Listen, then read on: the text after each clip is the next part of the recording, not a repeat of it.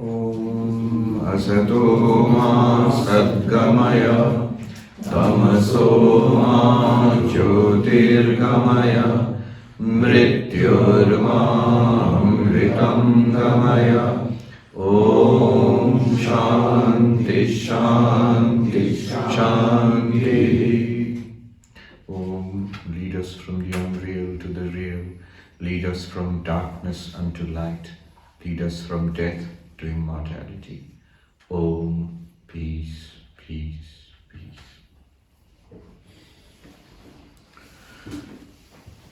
I was just thinking, lead us from the unreal to the real. Whatever we know is the unreal.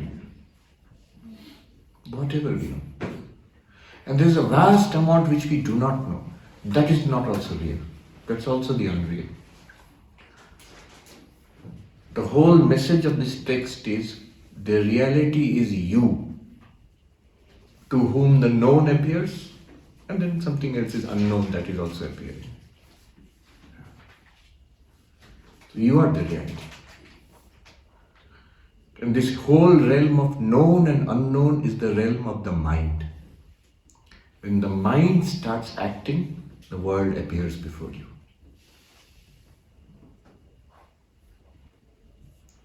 This reality which you are, which I am, we are all that reality, Sakshi, this one, Drashta, that is also peace. We're all looking for peace. You're looking for peace in the world, you never find it there. When the mind is at peace, you will find peace everywhere. When the mind is not at peace, you will find conflict everywhere, inside and outside. Nothing will be satisfactory outside, inside also not satisfactory. So when the mind is at peace, you find peace everywhere. But the problem is, to keep the mind at peace is not easy. That is why there is sadhana.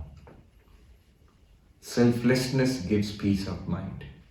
Bhakti, devotion to God, gives peace of mind. Meditation gives peace of mind. But this one, the one which we are pursuing now, Drig Drishya Viveka, it gives peace of mind in a very interesting way. It shows us that we are peace ourselves. Not the mind, we. We are not the mind and we are peace. Mind can be peaceful, it can be restless. But you are peace itself. This Sakshi which you are is peace itself. When we recognize ourselves as peace, then the mind will also find peace. This is how. Recognize yourself as Sakshi, mind will find peace, and you will find peace in the world also. You will be at peace with yourself and the world. This is the message of Drig Drishya Viveka. So parting advice will just be this. Three things, 3 points. Recognize yourself as the Sakshi. That first point is whole Drig Drishya Viveka. Shravana, Manana, Nididhyasana is first point. Second, resolve to continue as this Sakshi. Resolve, make the choice. Make the choice. I have understood what the Sakshi is, make the choice. I will be that. I am that, recognize that. But mentally the choice has to be made. Third, continue as the Sakshi with confidence. Remember, all 3 are instructions to the mind, not to Sakshi. Because Sakshi is Sakshi. It is choiceless awareness. It does not choose to be Sakshi.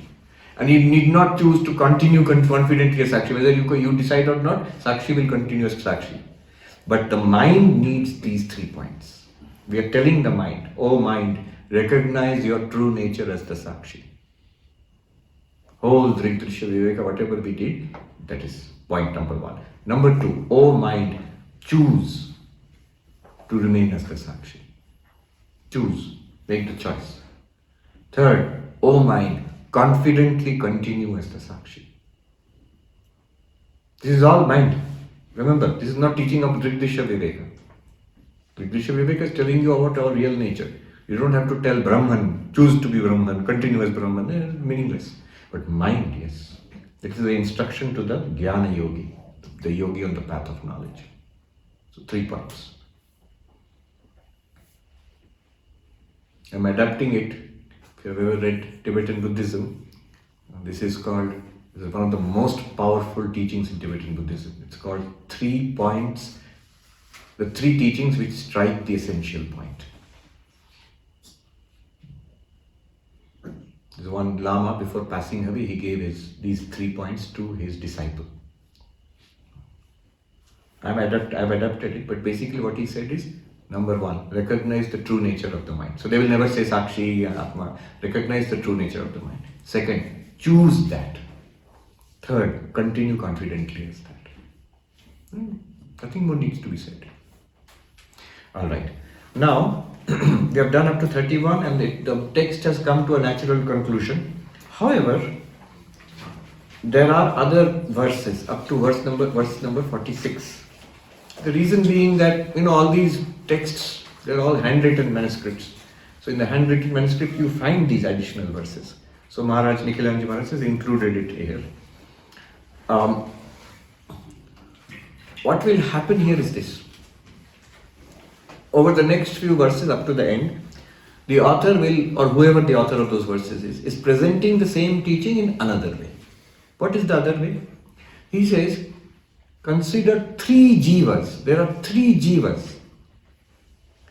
Paramarthik jiva, Vyavaharik jiva, Pratibhasika jiva.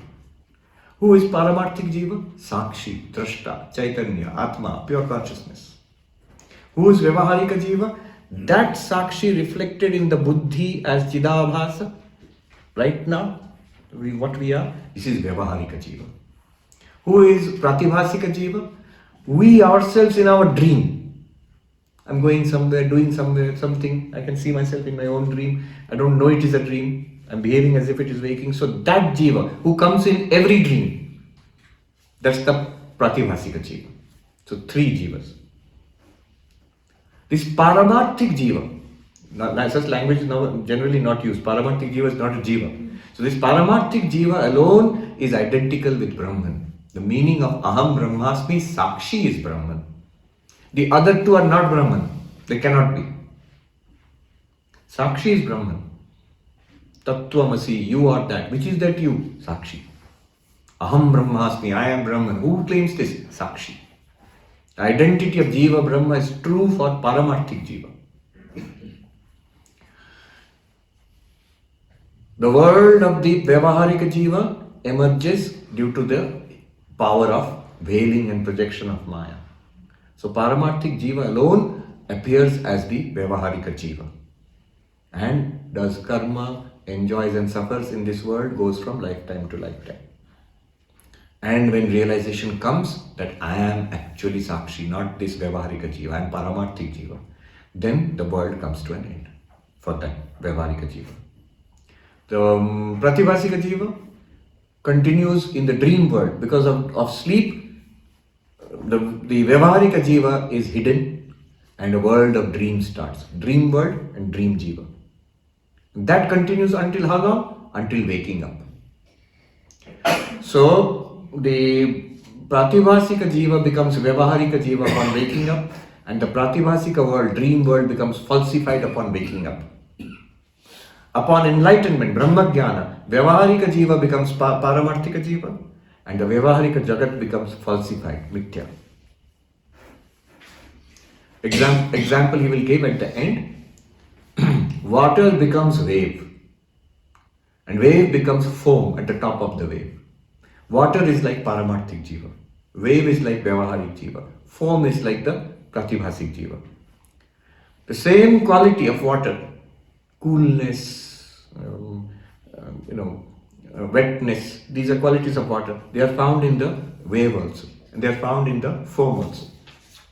Similarly, Satchidananda, the nature of Paramarthik Jiva, is found in Vyavaharik Jiva also, Asti Bhati Priyam, is found in Pratibhasik Jiva also.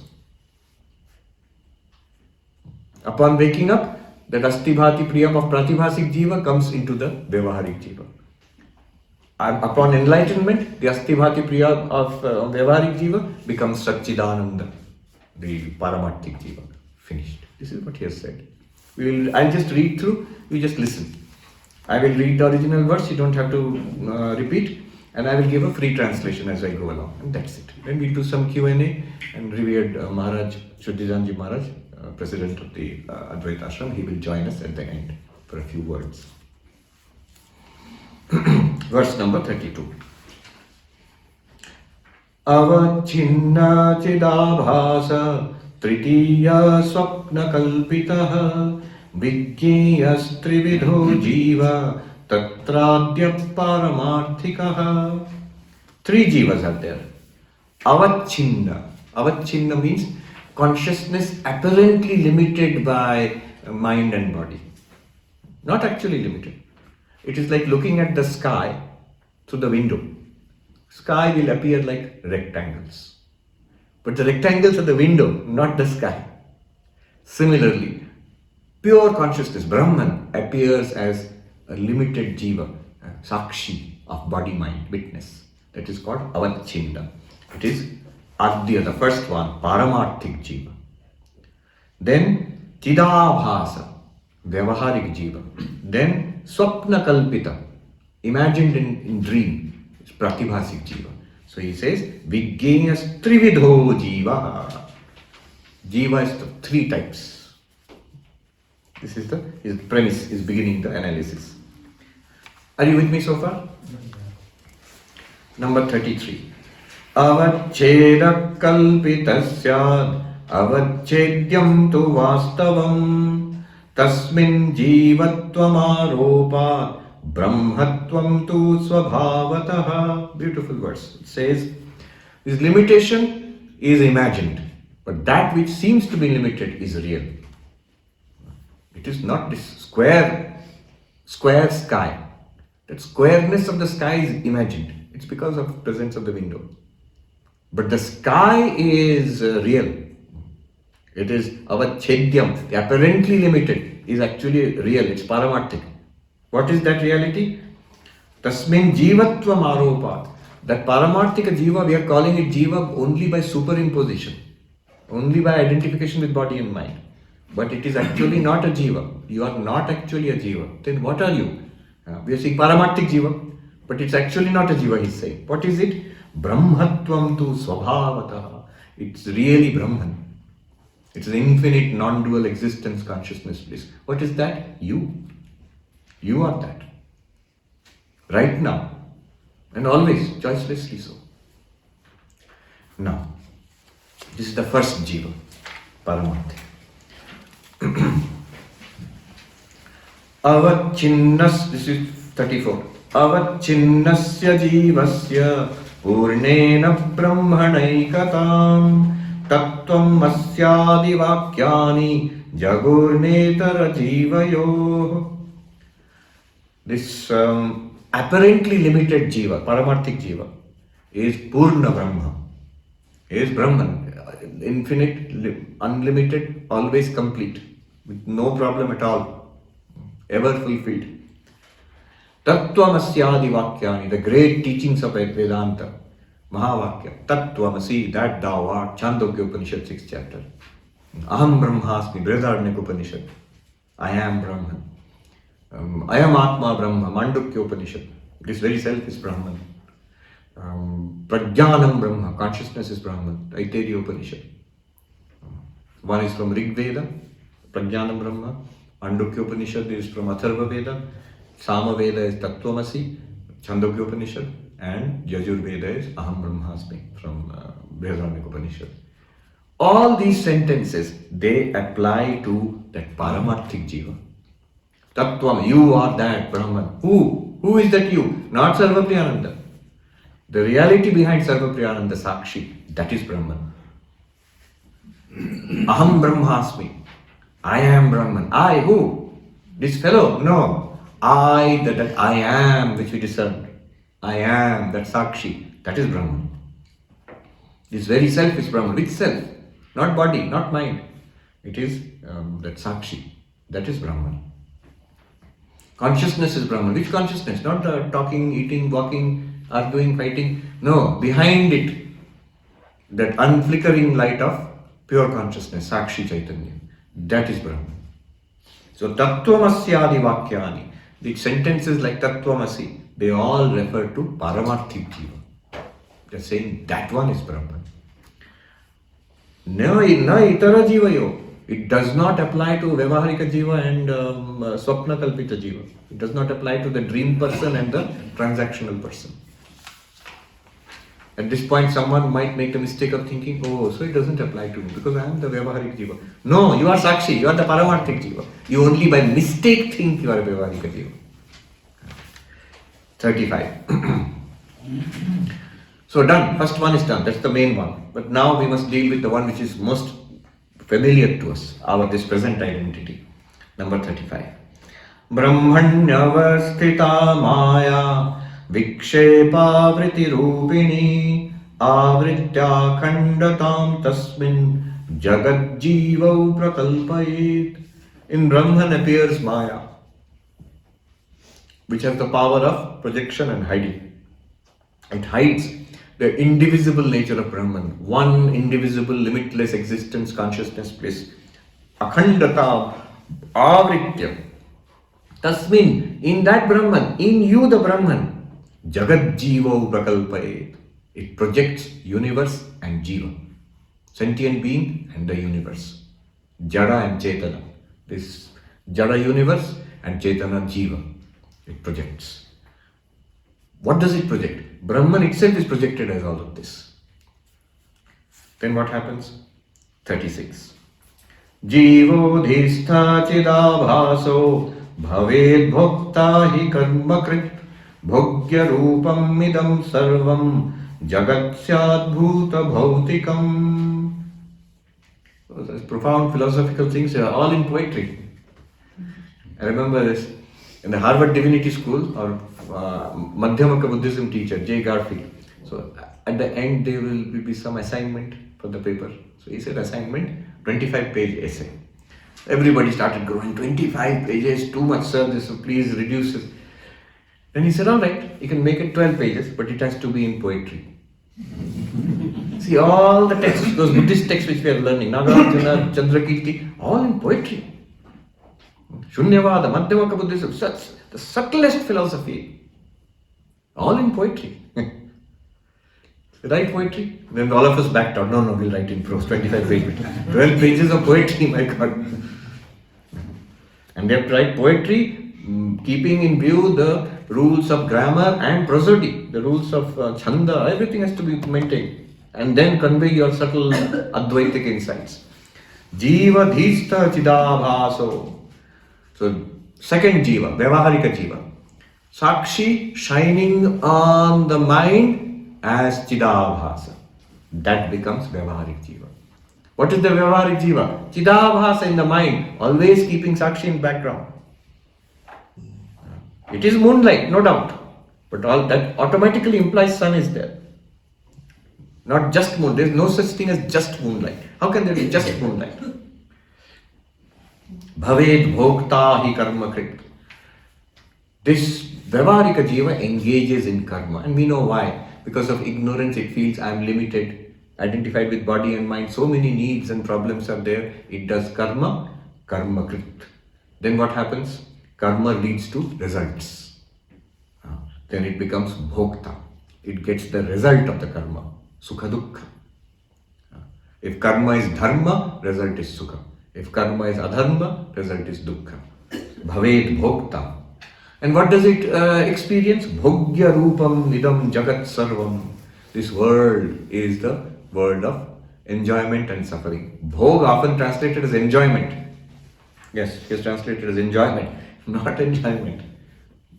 In Bengali at least, bhoga means rog, bhog, it means suffering also. So bhoga means whatever you enjoy and whatever you suffer, and that is the world gives the material for enjoyment and suffering. Sarva, this world. What is this world? Bhuta bhautikam. Panchabhuta and modifications of matter. Matter and modifications of matter. Physical universe. Then What goes on? Anadikalamarabhya mokshat purvam idam dvayam vyavahare sthitam tasmat ubhayam vyavaharikam. From beginningless time up to moksha, Jagat and Jiva are continuing. This is called Vyavaharika, transactional world. This world here. Remember, this world is never without Brahman. Moonlight is never without sun. Vyavaharika Jiva is never without Paramarthika Jiva Sakshi. Then, now the dream fellow will come, the fellow in the dream.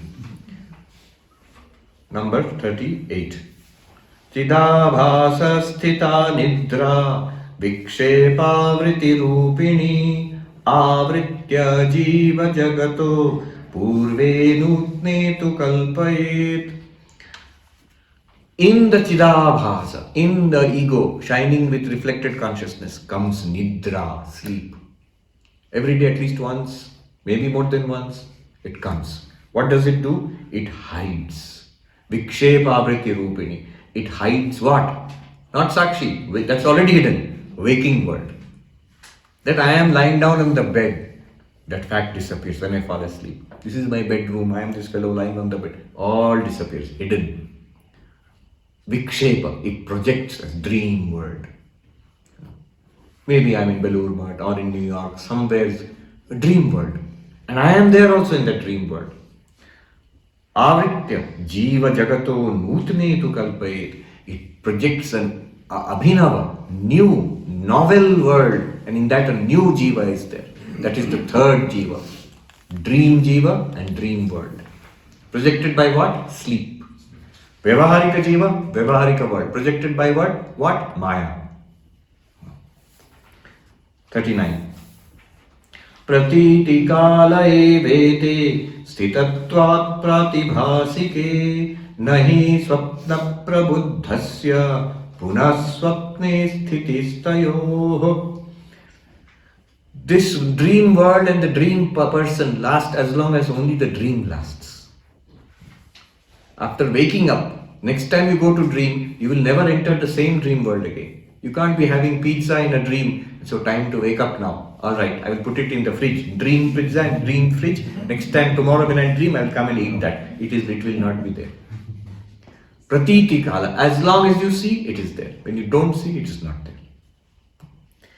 Nahi swapna prabuddhasya. After waking up from a dream, punas swapne sthitistayo. When you again go back into the dream, that same jiva of the swapna and the same world of the swapna will not be there. There will be a new swapna world, new dream world and a new dream person there.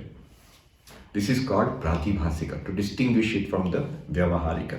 Remember, in the background is Paramarthika, which is Sakshi, Brahman. Then what will happen? 40.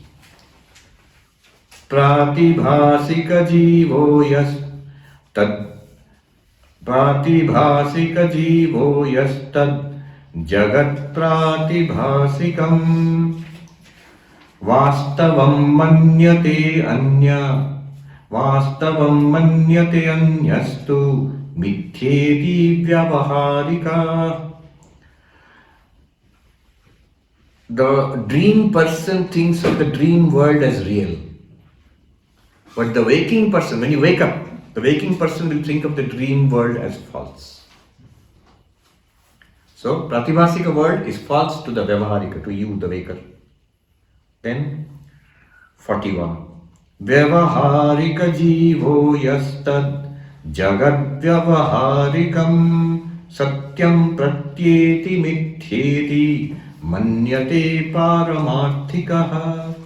And this Vyavaharika jiva wakes up every day from a siesta or when early in the morning. Oh, that was a dream world, it's false. This is real. But when enlightenment comes and the Vyavaharika Jiva realizes I am Sakshi, from that perspective he will see the entire world is an appearance in me. So Jagat Mithya.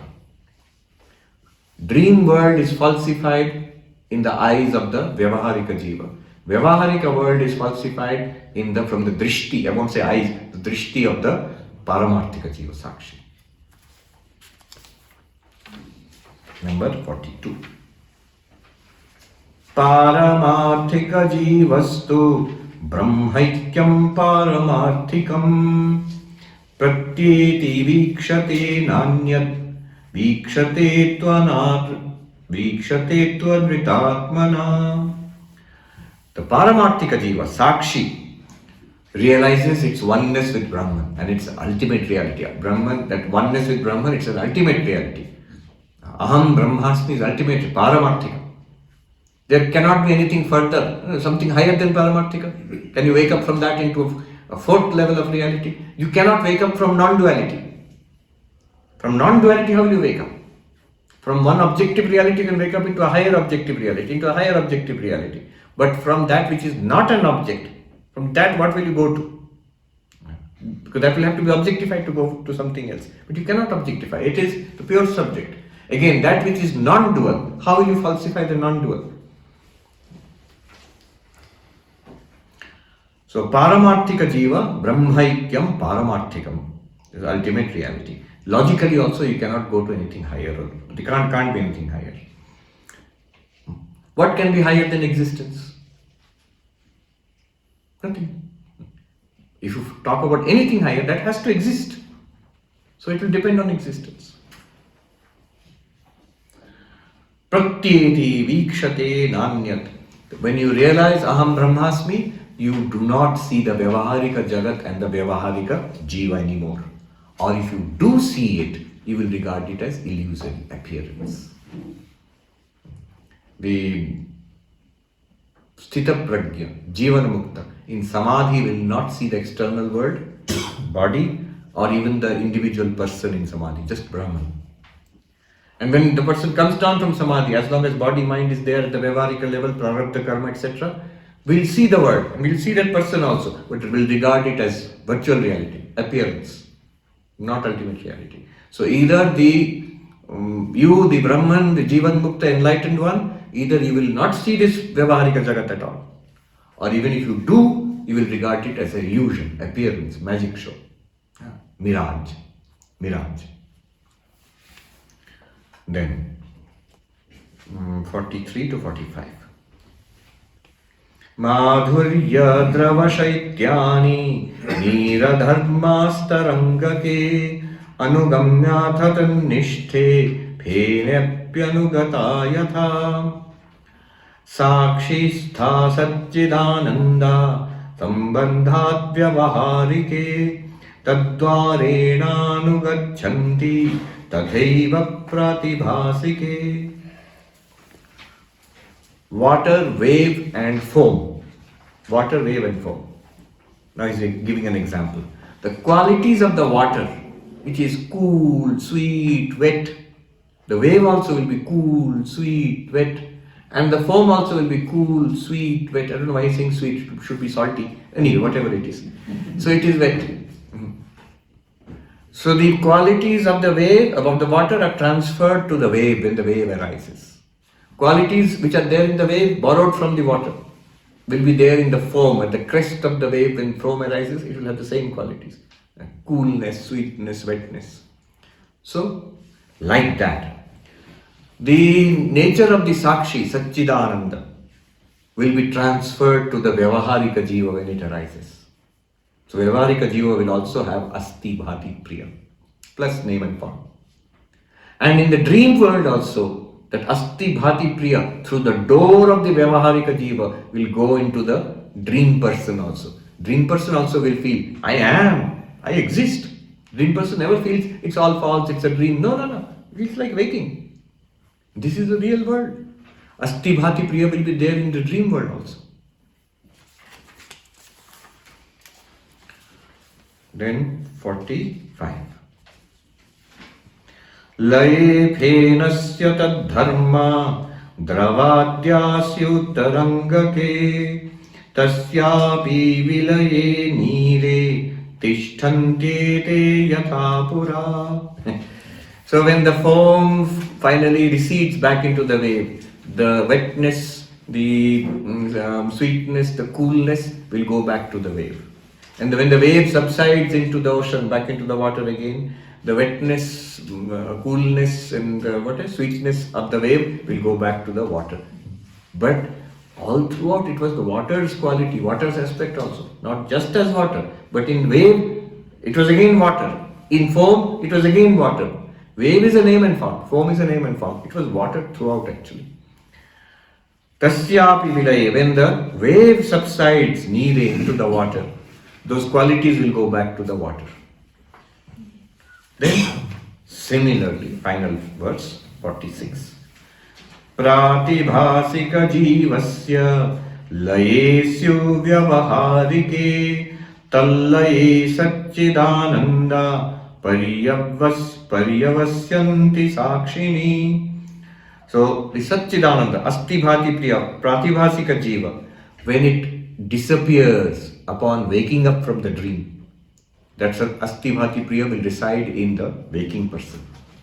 And when the waking person disappears, when you realize I am Sakshi, that Asti Bhati Priya will be revealed as your own nature, Satchidananda. That's it. Same teaching, just wave, water, foam, three types of Jiva. Ultimate Jiva, transactional Jiva, dream Jiva. Done. Let us do that Maharaj will do at the end. So, any questions, observations? Yes. Here, when you talk about the limitations in terms of, when you see the sky through this, so there's a limitation. Yes. So then they use the word that avachet, right? So there is something called avacchinnavad or something, but when you are giving an example, you're talking about like a reflected the consciousness, which is a pratibim. So then you have this bimba pratibimba. So are they the same or is there a difference? So these are two ways of trying to show how from Brahman a Jiva emerges. These are two models. And both models have their roots in Upanishad and Shankara Bhashya. So you cannot say which one Upanishad supports or Shankaracharya supports. So sub-schools of Vedanta have taken up these models. Here he has used both. The Avachedavad model says the Jiva is a limitation of Brahman. Limitation caused by what? By the appearance of body-mind. It is like limitation of the sky by the appearance of window. Which is, where did the window appear? Here you have constructed a window. In Brahman, how are the limitations? They appear because of Maya. They are not real. So they appear because of Maya. What appears? Mind, body. Consciousness through mind and body now appears as Jiva. And the Jivatvam is superimposed on consciousness. So it forgets its own nature as Sakshi and then thinks, I am this Jiva, this Vyavaharika Jiva. This is called Avachedavada. Pratibimbavada is what we have been using so far. Chidabhasa theory. Sakshi is not limited. It is reflected in the mind, in the projections, mind-body projections of Maya. And the two differences are like this.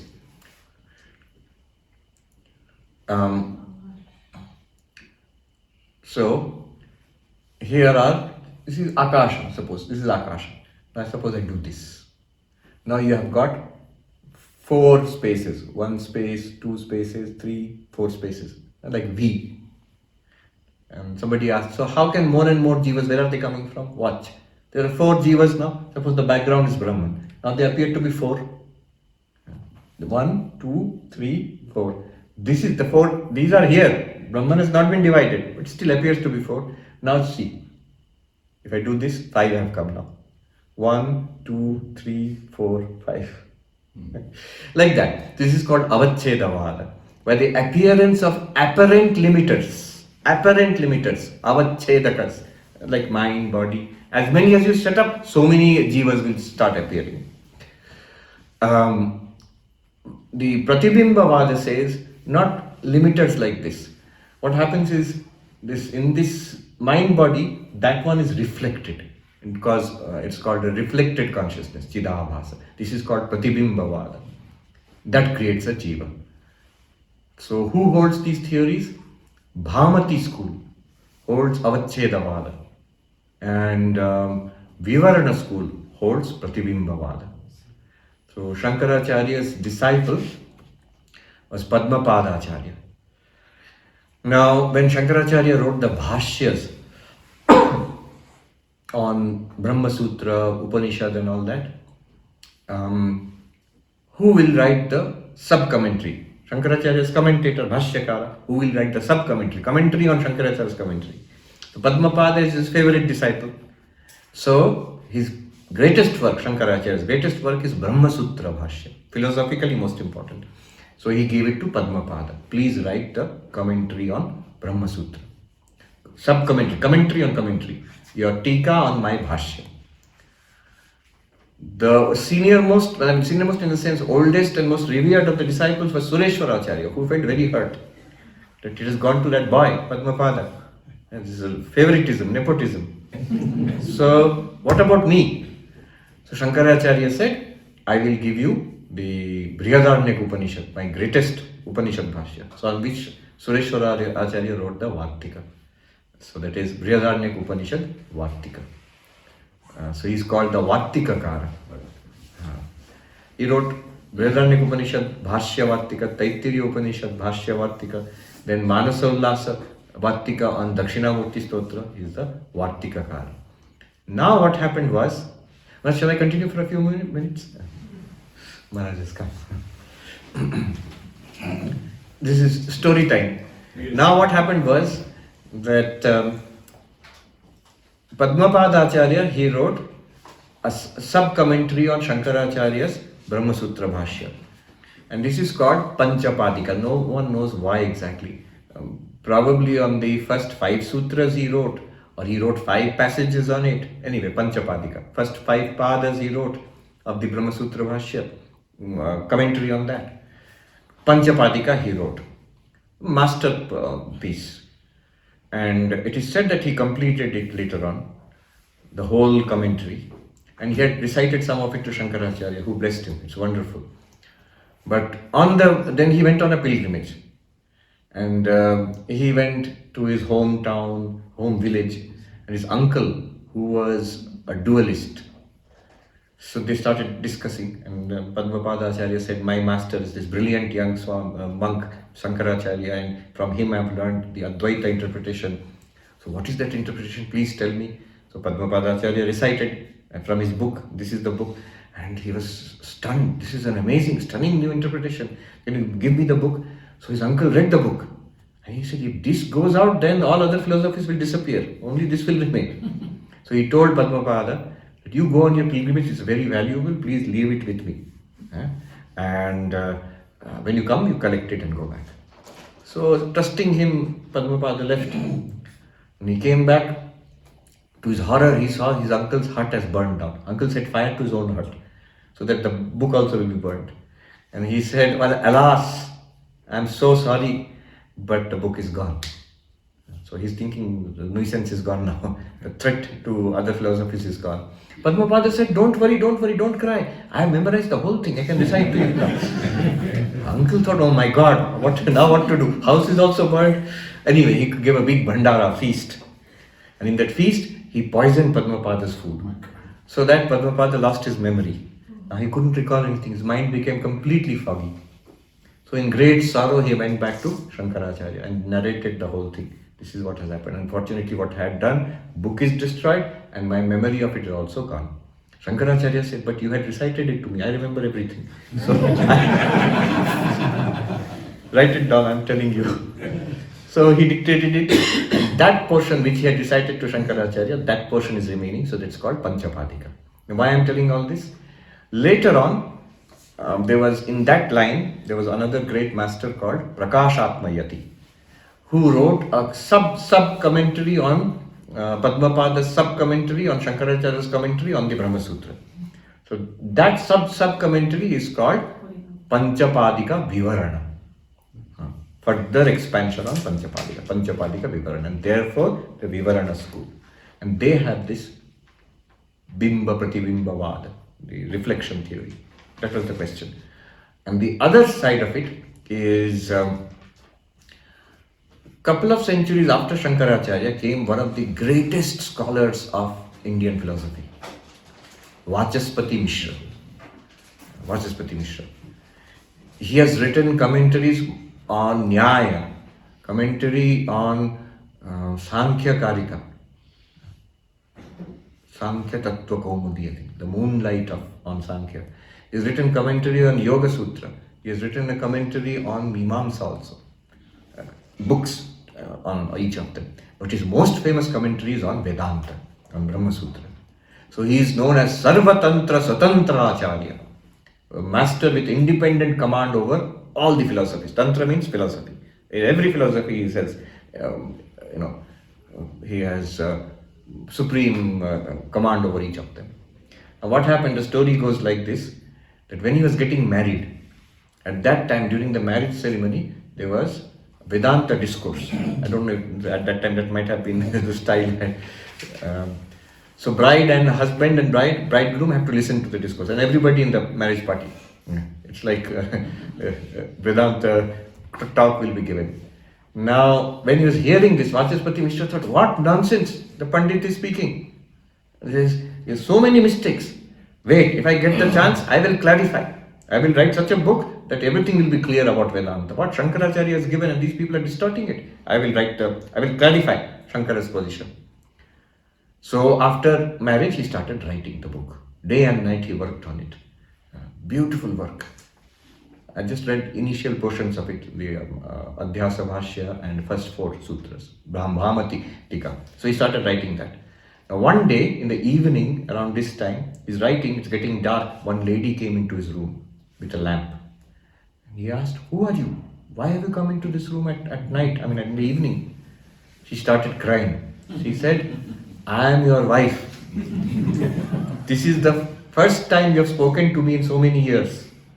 After marriage, you started writing that book and you're still going on writing that book. And I have been serving you, taking care of everything till now. First time you have spoken to me. I said, oh, I see, I'm so sorry. What is your name? He said, my name is Bhamati. And then he said, all right. I could not give you anything in this life, but I will name this book Bhamati. As long as people study Vedanta in this world, your name will be known as foremost text of Vedanta. So even now, Panchapadika Vivarana, how many study? I also have not studied. But Bhamati people study, even now. And beautiful language. He is the one who used Prasanna Gambhira. In invocations, before he says, Shankaracharya's words are Prasanna Gambhira, are simple, lucid, extremely deep. Prasanna Gambhira. And also he says, he uses a beautiful metaphor. He says, my Bhamati commentary, the commentary which I have written, and Shankaracharya's Brahma Sutra Bhashya, that is Ganga, this is drain water. But this is flowing into the Ganga and it becomes Ganga water. When water from the roads flow into Ganga, it becomes Ganga water. And therefore, I pour this into the commentary of Shankaracharya.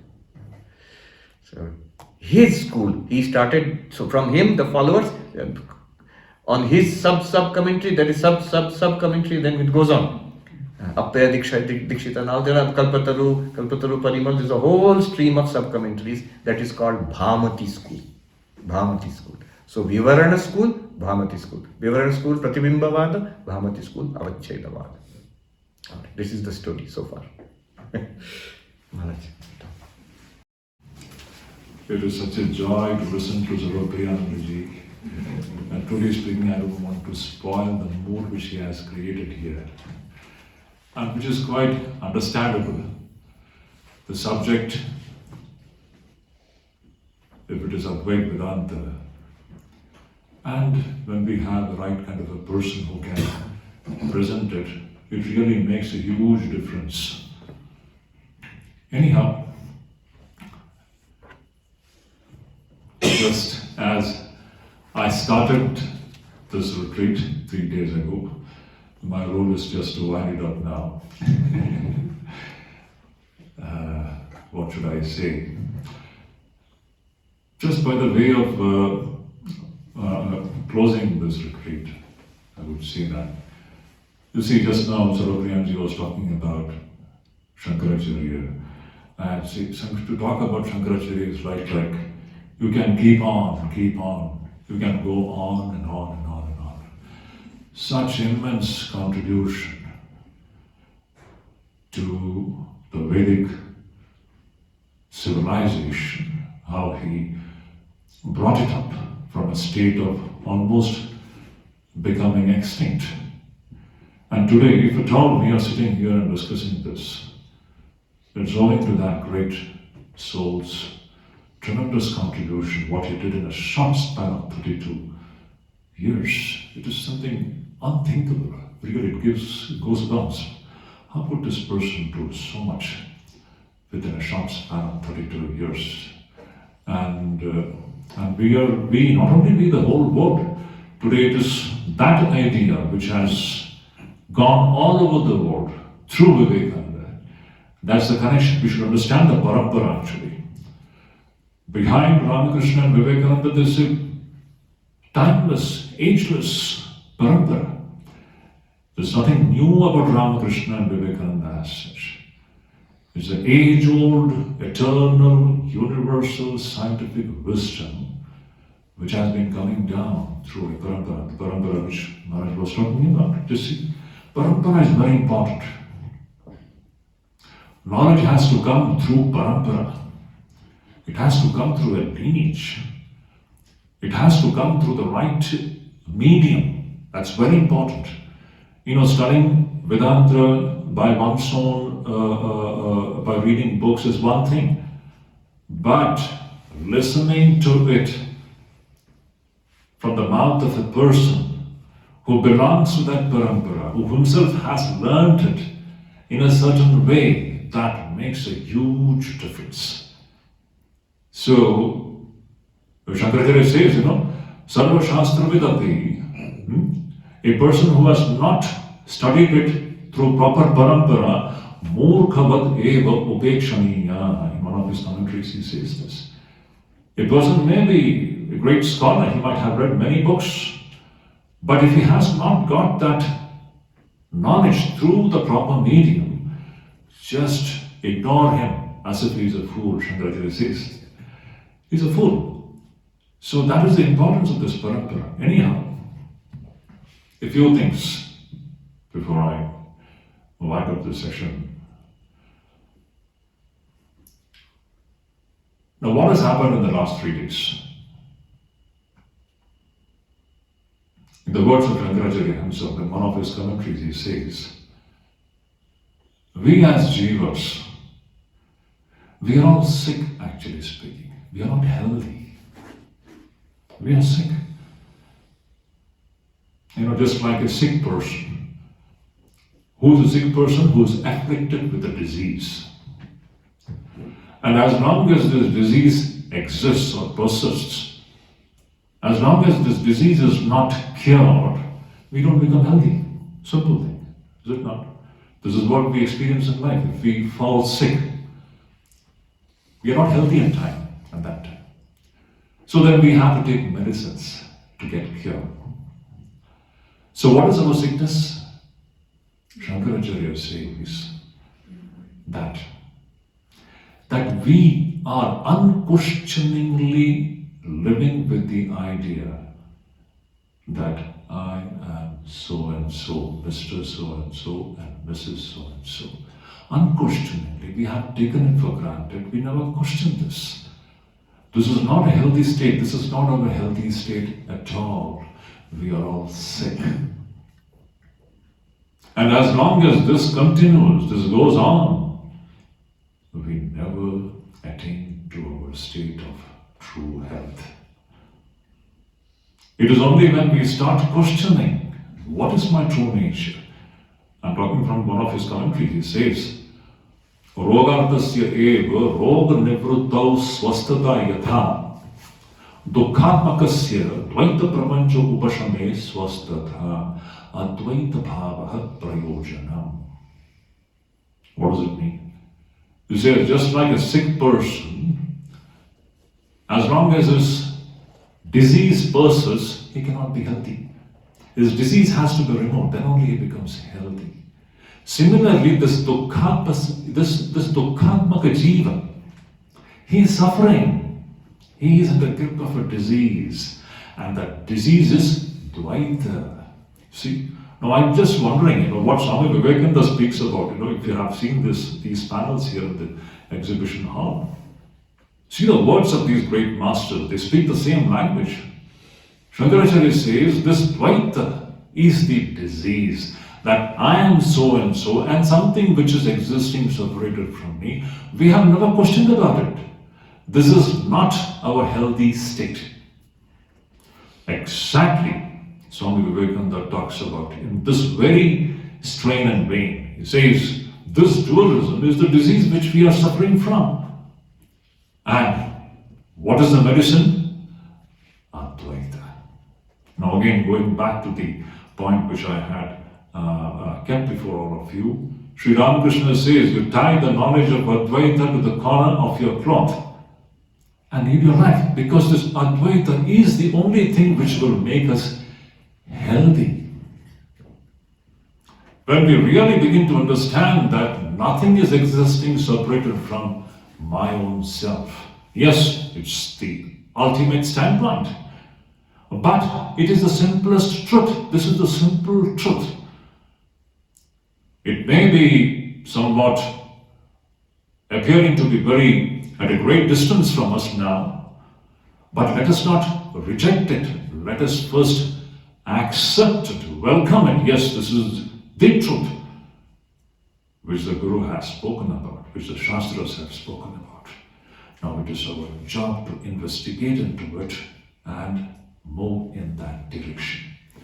So what has happened in the last 3 days is, I always say this.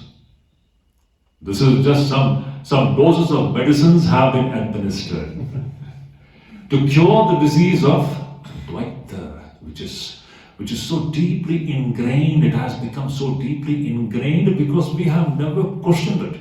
We have been happily living with it, and we have been believing that this is the normal state. No, this is not the normal state. Health is going to come when we realize our true nature of who we are. Another one important point, which we should keep it in mind. Of course, this might have been discussed in the last 3 days class. Definitely Maharaj might have touched upon that point. Now, whatever we have studied to Advaita Vedanta, the very base, the very platform of this great experience is only one. Without that, this is never going to be a reality in our life. It may be an intellectual comprehension, and intellectual comprehension is nothing. We should keep it in mind. An experience of it, or even getting closer to it, that will become possible only by one and only one factor. And that factor is renunciation. Tyaga, detachment. As long as we don't grow in this virtue of Tyaga, this Advaita will never be a fact of reality in our life. It will remain as some intellectual construct in our mind. Advaita stands on the platform of Tyaga. Now, this is the great, again, parampara. Again, I always stress upon this point. We should remember Upanishads, Tyaga. Bhagavad Gita, Sri Krishna, one word, Tyaga. Sri Shankaracharya, one word, Tyaga. Ramakrishna, Vivekananda, one word. They stand for Tyaga and Tyaga. Without this Tyaga, without this giving up our tendency to cling, to stick on to the so-called the false dimension, as long as we don't stop doing that, as long as we don't turn away from that, this great, wonderful fact and truth will never become a matter of reality in our lives. This is very important. Another one beautiful point which comes to my mind in this context is no, this is what actually makes human life so beautiful. So meaningful. I always tell there's an all over classes here. What makes this life so beautiful? Only one thing, this pursuit of the Atma. As Sri Ramakrishna says, you may have hundreds of zeros. What value does it have? Absolutely nothing. Unless you put one behind it. If you put without that one, it's all meaningless. Shankaracharya's language, beautiful. Tatakim, tatakim, tatakim, tatakim. What does it mean? You may have a beautiful body, young, handsome. You may be free from all physical ailments. You may be experiencing success on all sides. You may be a most famous person with admiration coming from all sides. And you may have amassed a huge, mountain-high amount of wealth in life.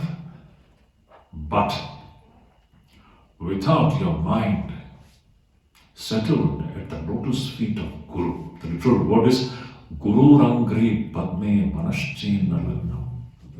Unless our mind is settled and focused at the lotus feet of the Guru. Now, what is the meaning of this mind getting settled at the lotus feet of the Guru?